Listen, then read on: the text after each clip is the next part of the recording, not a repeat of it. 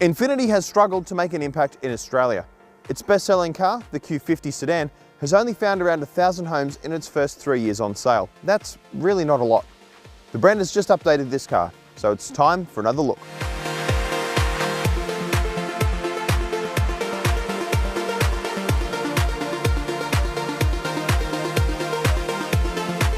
The Q50 is Infiniti's answer to the Mercedes C-Class or BMW 3 Series, a compact sedan with a sporty bent thanks to its turbocharged engines and rear-wheel drive layout. Updated for 2018, the model is no longer available with a diesel engine.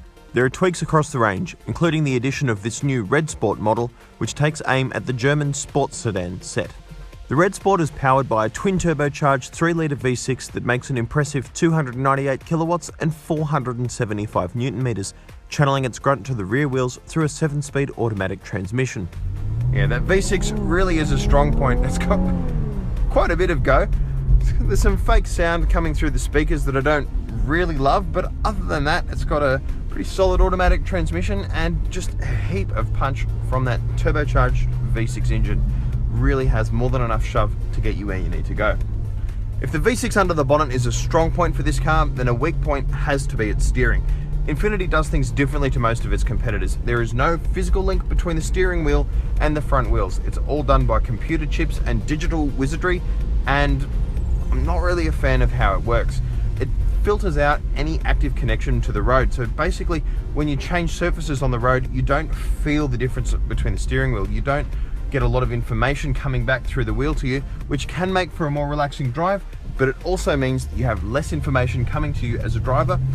Stuff that's useful when driving quick, but it also gives you a little bit of pleasure in just engaging and enjoying the driving experience.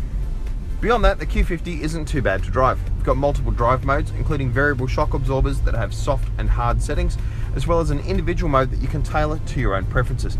Now that's important because that digital steering in this car can be tuned to do lots of different things. You can have a really heavy weight to it, or you can make it very light. You can set the steering up so that you use quite a lot of effort to get it to corner, or it can be just a flick of the wrist to tip it into a bend. But it does do some strange things. If I stop the car here and wind on some lock, it just feels really quite strange. There's a real rubbery digital effect going on, and it clicks and does some weird stuff when you're doing 3-point turns. I don't know, maybe it's something that we need to get used to, but I feel that Infiniti really haven't nailed this digital steering yet. They say they're continually working on it and has been updated for this car, but it's not the finished article. Infiniti has updated the cabin in the car just a little bit, and I have to say that I like some of their changes. The new steering wheel is just excellent, and I like that the paddles are mounted to the wheel rather than to the steering column. Priced from just under $80,000, including all of the equipment you see here, the Red Sport represents solid value for money. Infiniti has not had an easy start to life in Australia, but eye-catching performance models such as this have to help its cause. While it's not the last word in driver engagement, the Red Sport does bring plenty of pace and technology for its price. The new Q50 is on sale now.